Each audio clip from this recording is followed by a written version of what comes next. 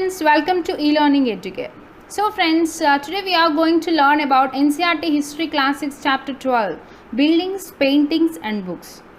So buildings యొక్క constructions గురించి ఎంత స్ట్రాంగ్ బేక్డ్ బ్రిక్స్ తోటి కట్టారు, అలాగే పెయింటింగ్స్ ఆ స్కల్ప్చర్స్ గురించి, అలాగే బుక్స్ ఎలాంటి ఎపిక్స్ అనేది రాశారు, Ramayana Mahabharata. So we're seeing this in this chapter. So let me see. First here we are seeing that iron pillar, right? This iron pillar. ఈ ఐరన్ పిల్లర్ అనేది మెహ్రౌలీ ఢిల్లీలో లొకేట్ అయిందని చెప్తున్నారు. స్కిల్డ్ ఇండియన్ క్రాఫ్ట్స్ పర్సన్స్ ద్వారా ఇది design చేయబడిందని ఇక్కడ వివరించడం జరిగింది. అయితే ఈ ఐరన్ పిల్లర్ యొక్క హైట్ 7.2 meters, అలాగే వెయిట్ 3 tons అంట. దాదాపుగా 3 టన్నుల బరువు అనేది ఈ పిల్లర్ ఉంది అని చెప్తున్నారు. అయితే ఇది 1500 సంవత్సరాల క్రితం డిజైన్ చేశారు, 1500 సంవత్సరాల క్రితం కట్టారు అని చెప్తున్నారు. కానీ మనకి 1500 సంవత్సరాల క్రితం కట్టారని ఎలా తెలుస్తుంది? ఎలా తెలుసు అంటే ఇన్స్క్రిప్షన్లో రాసి ఉందట. ఆ పిల్లర్ పైన ఇన్స్క్రిప్షన్లో మెన్షన్ చేశారు ఏమని? చంద్ర. సో చంద్ర అనేటువంటి రూలర్ నేమ్ అనేది మెన్షన్ చేసి ఉంది. He belongs to Gupta dynasty. So Chandragupta one కాబట్టి దాని ద్వారా మనకి ఇయర్ అనేది తెలిసింది 1500 years ago ఐరన్ పిల్లర్ అనేది కట్టారని. కానీ ఇప్పటి వరకు అది తుప్పు పట్టలేదు, ఇప్పటి వరకు అది రస్ట్ అవ్వలేదు అని చెప్తున్నారు. అంటే మనం అర్థం చేసుకోవచ్చు ఆ మెటలర్జీ గురించి, ఎంత highly advanced type of iron అనేది యూస్ చేశారని మనకి ఇక్కడ తెలుస్తుంది. సో ఎలాంటి కెమికల్స్ యూస్ చేశారు, దాదాపు 1500 సంవత్సరాల నుంచి ఇప్పటి వరకు కూడా అట్లీస్ట్ రస్ట్ అవ్వలేదంటే ఎంత high advanced iron, high advanced chemicals use చేశారో మనం తెలుసుకోవచ్చు. అలాగే ఈవెన్ ఇప్పుడు మనం ఐరన్ తీసుకుంటే ఇప్పుడు కొన్ని రోజులకి డెఫినెట్లీ రస్ట్ అవుతుంది కదా, కానీ ఇప్పటికి కూడా రస్ట్ అవ్వలేదు. Coming to this buildings. So buildings in brick and stone. The skills of our craftspersons are also apparent in the buildings that have survived, such as stupas. So స్తూపాస్ అనేది build చేశారు, స్తూపాస్ అనేది కట్టారని చెప్తున్నారు. అసలు ఈ స్తూపా మీనింగ్ ఏంటంటే mound. So mound means దిబ్బ అని అంటాం కదా ఫ్రెండ్స్, ఒక హై అమౌంట్ ఆఫ్ అంతా యూస్ చేసి దానితోటి స్టోన్ స్లాబ్స్ తోటి కప్పేవారని చెప్తున్నారు. మౌండ్ మీన్స్ దిబ్బ అని అర్థం. So while there are several kinds of stupas, చాలా కైండ్స్ ఆఫ్, కొన్ని టాల్గా, కొన్ని బిగ్గా, కొన్ని చాలా చిన్నవి కూడా ఉండేవని చెప్తున్నారు కామన్ ఫ్యూచర్స్ తోటి. Generally there is a small box placed at the centre of the స్తూపా.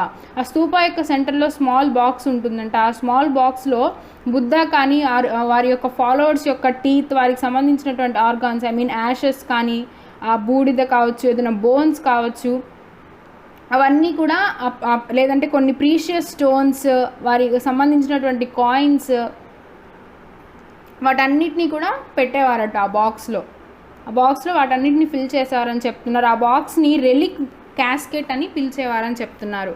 Relic casket అంటే ఇప్పుడు ఆ చనిపోయిన తర్వాత బోన్స్ అవన్నీ పెడతారు కదా ఫ్రెండ్స్, సో దాన్ని రెలిక్ క్యాస్కెట్ అని పిలిచేవారు.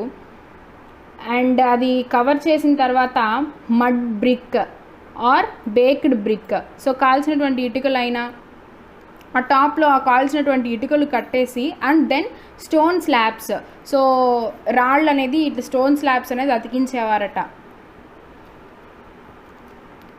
And coming to this next slide. Often a path known as the pradakshina patha.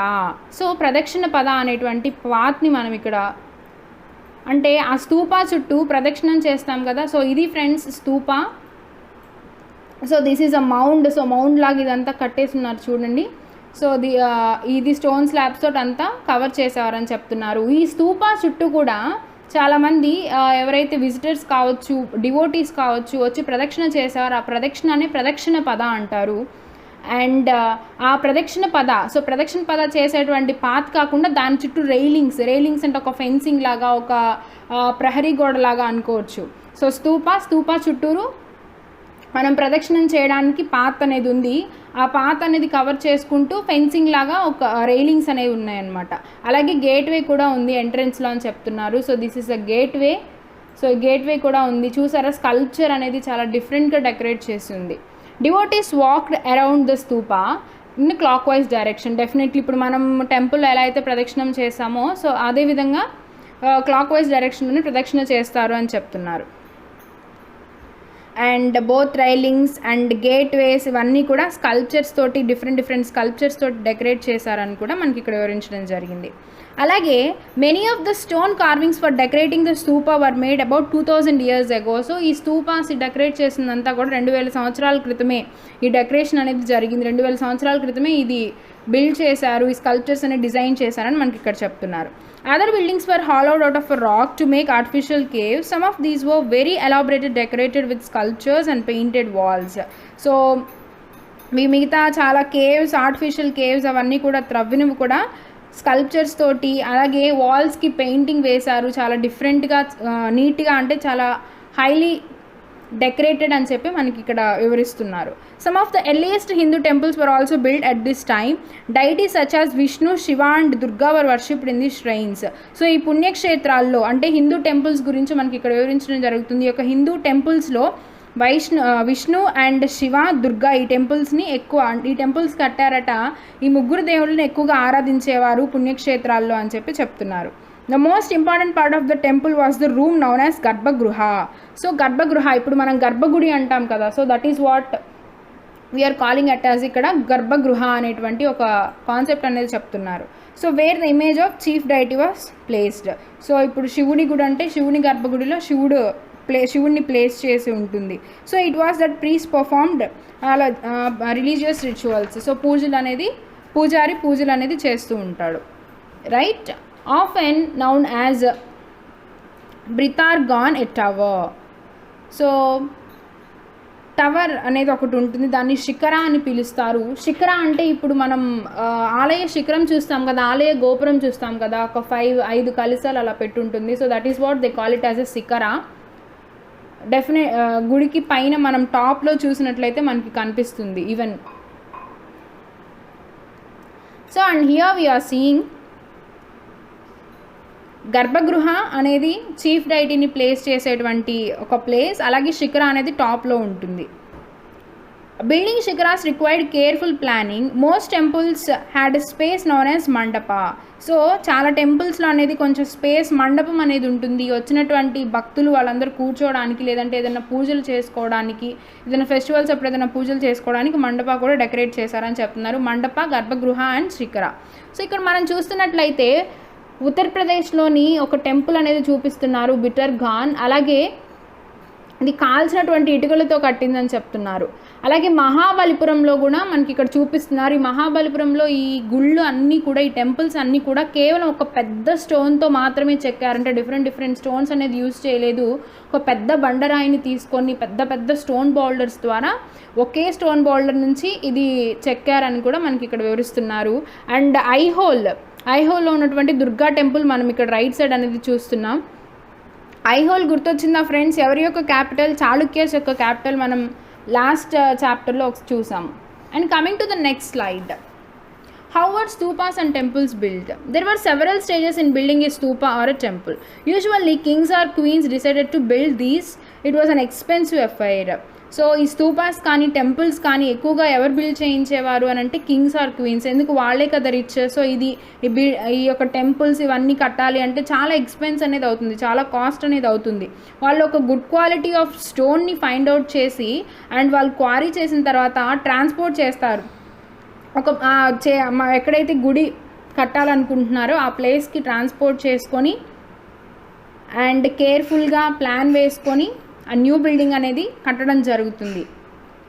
So ఆ బ్లాక్ ఆఫ్ స్టోన్, ఆ రఫ్ బ్లాక్ ఆఫ్ స్టోన్, ఆ గుడ్ క్వాలిటీ ఆఫ్ స్టోన్ నుంచి, ఆ యొక్క స్టోన్ బౌల్డర్స్ నుంచి ఒక ఫైన్ షేప్ అని తయారు చేస్తారు. వాటి నుంచి పిల్లర్స్ కానీ, గోడలు కానీ, అలాగే ఫ్లోర్స్, సీలింగ్ వేయడం కానీ, so what ever the stones అవన్నీ కూడా కరెక్ట్ పొజిషన్లో ప్లేస్ చేస్తారు. ఒక రఫ్ బ్లాక్ ఆఫ్ స్టోన్ నుంచి ఒక ఫైన్ స్ట్రక్చర్గా తయారు చేస్తారు అని చెప్తున్నారు.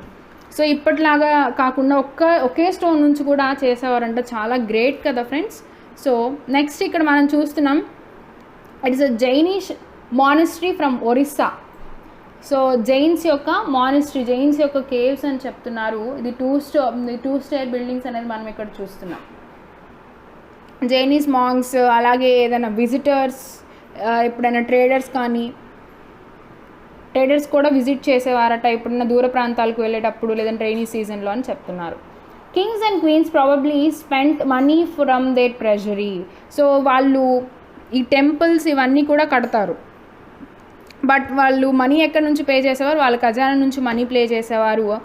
డివోటీస్, ఇప్పుడు మనం కూడా ఇప్పుడు గుడికి వెళ్ళేటప్పుడు ఏదో ఒక కానుకలు తీసుకెళ్తాం, కొంతమంది డొనేషన్స్ అనేది ఇస్తూ ఉంటారు. సో ఆ రూపంలో అప్పుడు కూడా డివోటీస్ భక్తులందరూ కూడా ఏదో గిఫ్ట్స్ అనేది తీసుకుని వెళ్ళేవారు. ఆ వచ్చిన మనీ అంతా కూడా ఆ బిల్డింగ్స్ని డెకరేట్ చేయడానికి use చేసేవారట.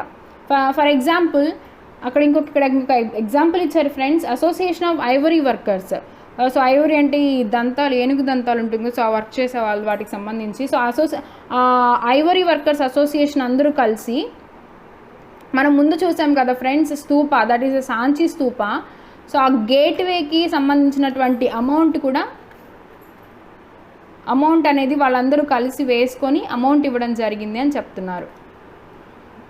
So this is Sanchi stupa in Madhya Pradesh. So ఆ స్తూపాకి గేట్వే అనేది ఆ ఐవరీ వర్కర్స్ యొక్క సంఘం ఇవ్వడం జరిగింది. అలాగే ఇప్పుడు ఒక టెంపుల్ అనేది పర్ఫెక్ట్ డెకరేషన్తో, పర్ఫెక్ట్ స్కల్ప్చర్తో, పర్ఫెక్ట్ ఆర్కిటెక్చర్స్తో ఉంది అంటే బికాస్ ఆఫ్ వాట్?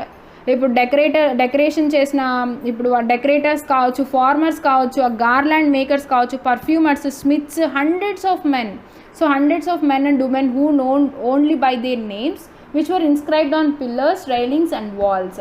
సో వాటన్నిటిని కూడా ఎంతో చక్కగా డెకరేట్ చేయడం వల్లే మనం ఈరోజు ఇంత మంచి ఫైన్ స్ట్రక్చర్స్ గురించి చూస్తున్నాం. When you get a chance of visit to any of these buildings, remember several hundreds of people probably work to construct and decorate them. So కానీ వీళ్ళందరి నేమ్స్ ఏవి కూడా ఇప్పటికి కూడా ఎవ్వరికీ తెలియదు, ఎవరు డెకరేట్ చేశారని. కానీ ఏ ఇన్స్క్రిప్షన్లో ఇప్పటికి కూడా ఆర్కియాలజిస్టులు ఫైండ్ అవుట్ చేయలేకపోయారు. అంటే ఈ ఇన్స్క్రిప్షన్స్లో కూడా వాళ్ళ నేమ్స్ అనేది దొరకలేదు. బట్ వాళ్ళ ఆర్కిటెక్చర్లోనే మనం చూడొచ్చు వాళ్ళ యొక్క టాలెంట్, వాళ్ళ యొక్క వర్సటాలిటీ. ఇక్కడ మనం డయాగ్రామ్లో చూస్తున్నాం paintings from Ajanta. So Ajanta caves western Ghat sides ఉంటాయి కదా friends.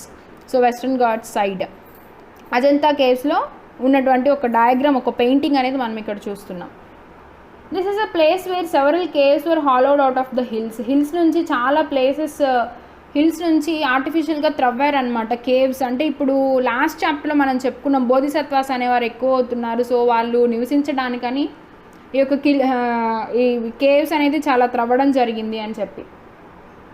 Most of these were monasteries for Buddhist monks. Some of them were decorated with paintings. కొన్ని పెయింటింగ్స్తో డెకరేట్ చేశారు. ఈ పెయింటింగ్స్ అన్నీ కూడా ప్లాంట్స్ నుంచి అలాగే మినరల్స్ నుంచి తయారు చేసేవారట, డిఫరెంట్ పెయింట్స్ అని చెప్తున్నారు. The artist who created the splendid works of art remains unknown. ఇప్పటికి కూడా ఆ ఆర్టిస్ట్ ఎవరనేది మనం ఫైండ్ అవుట్ చేయాలి, అంటే మనకి తెలియదు. బికాస్ ఎలాంటి ఇన్స్క్రిప్షన్స్లో ఏది కూడా లేదు. మనం ఇప్పుడు చదువుకుంటుంది బికాస్ ఆఫ్ ఇన్స్క్రిప్షన్స్, మ్యానుస్క్రిప్ట్స్ మన ఆర్కియాలజిస్ట్ ఫైండ్ అవుట్ చేయడం వల్ల, మన ఫాదర్స్ డీకోడ్ చేయడం వల్ల ఇన్ఫర్మేషన్ అంతా కూడా మనం ఇప్పుడు చదువుకోగలుగుతున్నాం. And coming to the next slide. So here we are seeing about world of books. Some of the best known epics were written, right, during this period. Epics are grand, long compositions and heroic men and women and include stories about gods. So epics అనేవి రాశారంట ఈ పీరియడ్లో. Epics అనేది చాలా long compositions అని చెప్తున్నారు. Heroine, so heroic అంటే main క్యారెక్టర్స్ని పెట్టి రాసేవారని చెప్తున్నారు. A famous Tamil epic was Silappadikaram.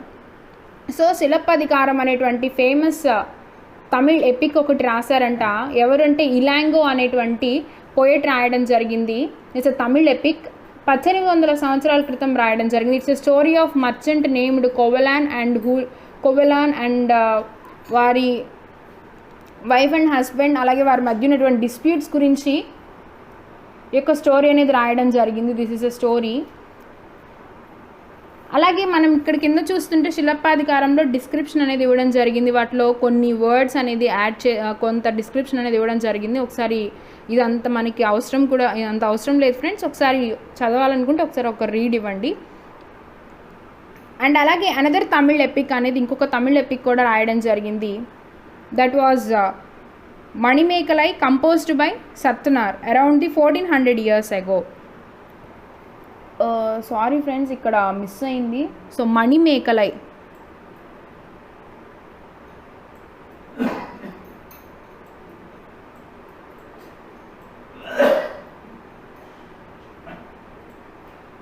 So Manimekalai అయినటువంటి ఇంకో తమిళ్ ఎపిక్ కూడా రాయడం జరిగింది. రాసింది ఎవరు అంటే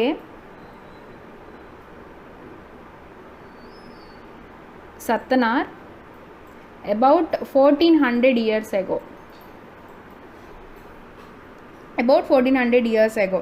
అలాగే కాళిదాస కూడా చాలా రాశారు, అభిజ్ఞాన శాకుంతలం రాశారని అనుకున్నాం. అలాగే ఆయన మేఘదూత అనేటువంటి ఇంకొక పోయం కూడా రాయడం జరిగింది. It's a message. So cloud should be is imagined as a message. So ఒక మేఘాన్ని మెసెంజర్గా తీసుకొని it's a messenger between lovers who separated from one another. So Meghaduta అనేటువంటి పోయంని కూడా it's a best known poem from Meghaduta friends. And coming to this recording and preserving old stories. A number of Hindu religion stories were the circulation earlier were written down around the same time. So old preserving stories ante Puranas ఎప్పటి నుంచో ఉన్నాయి. So Puranas means old అని అర్థం. Puranas contain stories about Vishnu, Shiva, Durga, Parvati, ఈ goddesses గురించి పురాణాస్ అనేవి ఉన్నాయి. అలాగే ఈ పురాణాస్ అనేది సింపుల్ సాంస్క్రిట్లో రాశారంట, బికాజ్ ప్రతి ఒక్కరికి కూడా అర్థం కావాలి అని. ఉమెన్కి అలాగే శూద్రాస్కి వేదాలు చదివేటువంటి అవకాశం అనేది లేదు, వాళ్ళని they are not allowed to study the Vedas, right? So that's why ప్రతి ఒక్కరికి కూడా అర్థమయ్యేలాగా సింపుల్ సాంస్క్రిట్లో రాశారు ఈ పురాణాస్ అని మనకి ఇక్కడ వివరిస్తున్నారు. 2 సాంస్క్రిట్ ఎపిక్స్ ఉన్నాయి, మనకందరికీ తెలుసు, మహాభారత అండ్ రామాయణ. సో మహాభారత వచ్చేసి కౌరవాస్ పాండవుల యొక్క మధ్య జరిగినటువంటి ఒక కురుక్షేత్ర సంగ్రామం. అలాగే రామాయణ మనకందరికీ తెలుసు, రాముడు కోశల రాజ్యంకి అధికారి రాజు రాముడు. సో సీతా సమేతుడై అరణ్యవాసానికి వెళ్తాడు, అక్కడ రావణుడు బంధిస్తాడు లంకలో. రావణ్ణి చంపి రాముడు సీతని సేవ్ చేస్తాడు. సో మీకు అందరికీ తెలుసు, this is Mahabharatam and Ramayanam. These are the 2 epics, 2 Sanskrit epics. Mahabharata it was compiled by Vyasa, అలాగే వాల్మీకి వచ్చేసి రామాయణ రాశారు. Stories told by ordinary people. So ఈ పారాగ్రాఫ్ అంతా కూడా మహాభారత గురించి, రామాయణ గురించి స్టోరీ అనేది ఇచ్చారు. Definitely we all know about it. Stories told by ordinary people. Ordinary people also told stories, composed poems compose చేశారు, సాంగ్స్ పాడారు. అలాగే జాతకాస్, ఈ స్టోరీస్ అన్నీ కూడా ఏ రూపంలో సంరక్షించడం జరిగింది, ఏ రూపంలో ప్రిజర్వ్ చేశారు అంటే జాతకాస్ పంచతంత్ర రూపంలో ప్రిజర్వ్ చేయడం జరిగింది. పంచతంత్ర మనం ఆల్రెడీ ఈటీవీలో కూడా అంతకుముందు ప్రతి ఆదివారం వేసేవారు, మీరు చూసినట్లయితే ఒకసారి పంచతంత్ర. చాలా మంచి కథలు అనేవి ఉంటుంది, లైఫ్ లెసన్ అనేది నేర్పిస్తుంది. Stories from the Jatakas were often shown on the railings of the stupas. కొన్ని జాతకాస్, కొన్ని ఇన్స్పిరేషనల్ జాతకాస్ లేదంటే ఆ యొక్క ప్లేస్కి సంబంధించినవన్నీ కూడా స్తూపాస్ యొక్క fencing, so railings of the స్తూపాస్ మీద వేయడం జరిగింది. అలాగే పెయింటింగ్స్ కూడా వేయడం జరిగింది, లైక్ అజంతా కేవ్స్లో లాగా మనకి ఇక్కడ చెప్తున్నారు. It's a story of monkey king. So ఒక మంకీ కింగ్, కోతులకి రాజు ఉండేవాడట. అతనికి 80,000 మంది ఫాలోవర్స్ ఉన్నారు అతని యొక్క రాజ్యంలో. సో ఆ మంకీస్ అన్నీ కూడా ఒక మ్యాంగో, ఎక్స్క్విసైట్ మ్యాంగో ఇస్తుంది, అంటే హిమాలయంలో ఒక చెట్టు. సో ఆ మ్యాంగోస్ అన్నీ కోసుకొని తినేవాళ్ళు. ఒకరోజు ఆ మ్యాంగో జారి పడిపోయి నదీ ప్రవాహంలో కొట్టుకొని పోయింది. అది ఎవరికి చిక్కిందంటే ఆ రాజ్యానికి రాజు అయినటువంటి అతను స్నానం చేస్తూ ఉంటే సో అతనికి దొరికింది. ఆ పండుని రుచి చూసి నాకు ఈ పండు ఎలా అయినా కావాలి అని చెప్పని తన ఫారెస్టర్స్ అందరినీ పంపిస్తాడు. సో ఫారెస్టర్స్ అదంతా వెతుకుతారు. సో వెతికి చివరికి ఆ యొక్క మ్యాంగోస్ అనేది పట్టుకోవడం జరుగుతుంది. ఆ రాజు ఈ కోతులన్నీ మ్యాంగోస్ని కోతులన్నీ పాడు చేయడం చూసి వీటిని ఎలా అయినా ఈ రాత్రికి చంపేయాలి అని చెప్పేసి ప్లాన్ వేస్తాడు. అది తెలుసుకున్నటువంటి మంకీస్ ఏం చేస్తాయంటే ఆ బ్రాంచెస్ అన్నీ కూడా కట్ చేసి నదికి అడ్డంగా వంతెనలాగా వేసి వెళ్తాయన్నమాట. వెళ్ళిన తర్వాత చివరికి కింగ్ వెళ్ళేటప్పటికి అది పడిపోతుంది. సో ఆ మంకీ అనేది చనిపోతుంది. ఆ తర్వాత రాజు ఏం జరిగిందో అంతా తెలుసుకొని మంకీని కాపాడేలోపు మంకీ అనేది చనిపోతుంది. So he mourned the monkey, so సంతాపాన్ని తెలియజేస్తాడు and paid him respect. So this is about this story. And here coming to this book on science. So friends, Aryabhatta, mathematician and astronomer, wrote a Sanskrit known as Aryabhatyam అనేటువంటి book అనేది రాయడం జరిగింది. అలాగే day and night ఎందుకు change అవుతాయని ఆ రోజులోనే వివరించారు. So rotation of the earth, so earth revolution అయితే 1 year, so rotation of the earth వల్ల ఎర్త్ అనేది తన యాక్సిస్ చుట్టూ తిరగడం వల్ల డే అండ్ నైట్ అనేది పగలు రాత్రులు అనేది జరుగుతాయని చెప్పడం జరిగింది. Not like the sun is rising or setting every day. He developed the scientific explanation of eclipse. సూర్యగ్రహణం చంద్రగ్రహణం కూడా ఎలా వస్తాయో అప్పుడే సైంటిఫిక్ ఎక్స్ప్లెనేషన్ ఇచ్చారు Aryabhata. He also found the way of calculating the circumference of the circle. Circumference of the circle ని కూడా ఆ క్యాలిక్యులేషన్ అనేది కనుక్కున్నారు. 2πr. ఈవెన్ ఇప్పటికీ కూడా మనం అందరం యూజ్ చేస్తున్నాం ఈ యొక్క ఫార్ములాస్ని. అలాగే జీరో, సో జీరో అనేది కనుగొన్నారు. మన ఇండియన్స్ జీరో కనుగొన్నారు. ఇవి ఇప్పుడు వరల్డ్ అందరూ కూడా యూస్ చేస్తున్నారు. ఈ స్పెషల్ సింబల్ అనేది ఫస్ట్ అరబ్స్కి, మన ఇండియా నుంచి ఫస్ట్ అరబ్స్కి, అరబ్స్ నుంచి యూరోప్ కలా స్ప్రెడ్ అయ్యి ఇప్పుడు త్రూఅవుట్ ది వరల్డ్ కూడా ఈ జీరో అనేది యూస్ చేయడం జరిగింది. సో ఈ జీరో కనిపెట్టక ముందు ఇట్లా 10 అయితే ఇట్లా ఎక్స్ ఇట్లా రాసేవాళ్ళం. సో క్యాలిక్యులేషన్కి చాలా కష్టమయ్యేది. సో జీరో అనేది రాసిన తర్వాత ఇవి ఎడిషన్కి, సబ్ట్రాక్షన్కి కానీ క్యాలిక్యులేషన్స్కి చాలా యూజ్ అయింది. It has done by our Indians. Coming to this Ayurveda, ఇక్కడ ఆయుర్వేద గురించి కూడా ఇచ్చారు ఫ్రెండ్స్.